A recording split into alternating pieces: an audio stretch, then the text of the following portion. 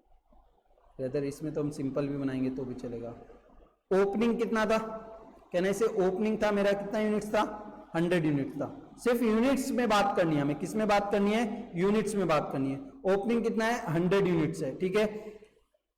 Purchase कितना है, कहने से परचेस मेरा है,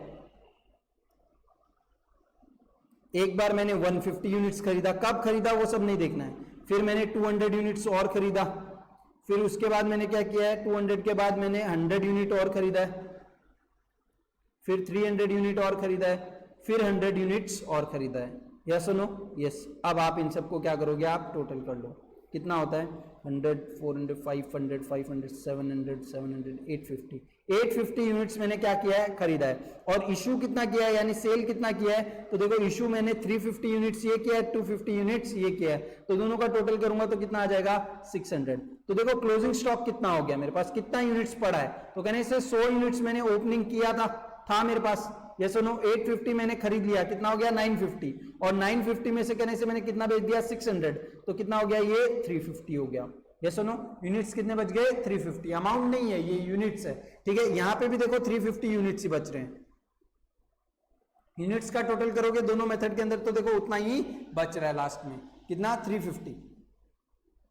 यस और नो, यस। तो 350 यूनिट्स ही बच रहे हैं। अब कहने से मुझे अगर कॉस्ट ऑफ इन्वेंट्री जाननी है तो कहने से यूनिट्स यानी क्वांटिटी मल्टीप्लाई बाय क्या करना पड़ेगा, रेट। यहां पे भी तो मैं वही कर रहा हूं, देखो कहने से इन सब का टोटल कर रहा हूं, लेकिन ये टोटल आया कैसा, क्वांटिटी मल्टीप्लाई बाय रेट करके ही तो आया।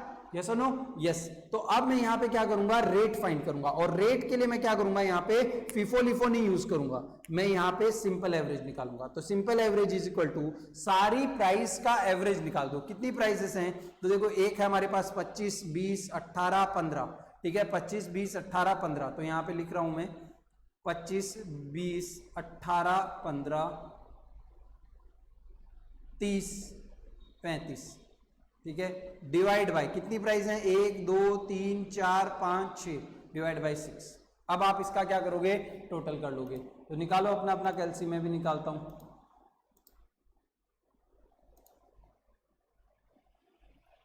ओके, तो कितना आएगा 25 plus 25 plus 20 plus 18 plus 15 plus 30 plus 35, कितना आता है ये टोटल आता है आपका 143, कितना आता है 143 डिवाइड बाय 6। अब इसको क्या करेंगे, डिवाइड बाय 6 कर देंगे, तो ये आपका आएगा 23.83 समथिंग, कितना आएगा 23.83।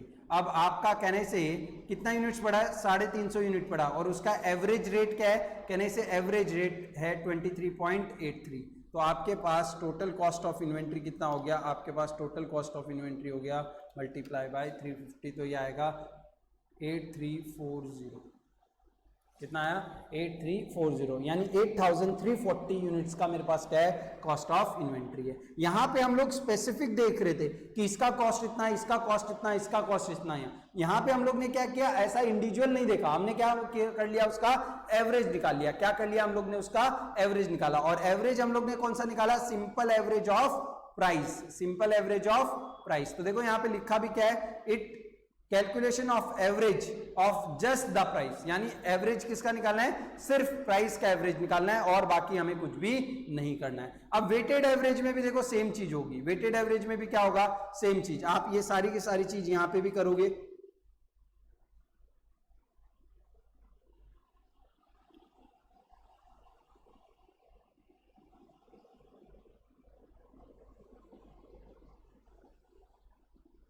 ठीक है। वेटेड एवरेज में भी आप क्या करोगे, ऐसा ही करोगे।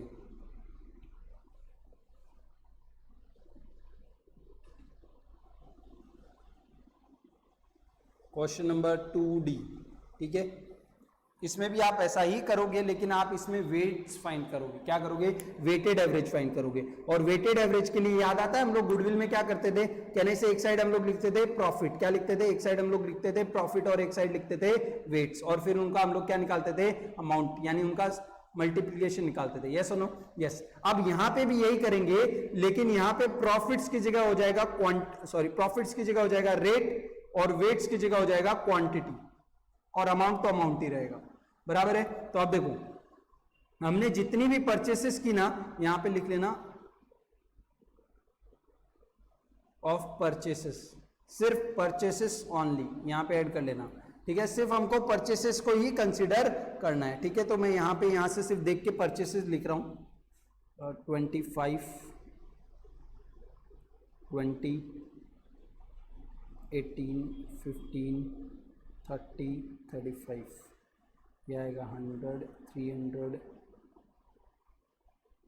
100, 200, 150,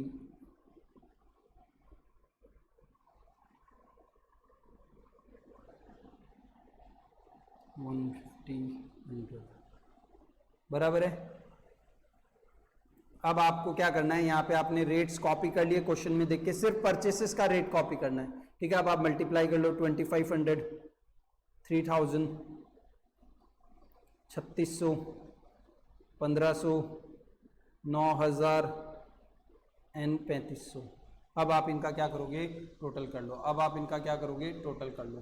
टोटल करो इन सब का, तो इनका टोटल आएगा आपका 2500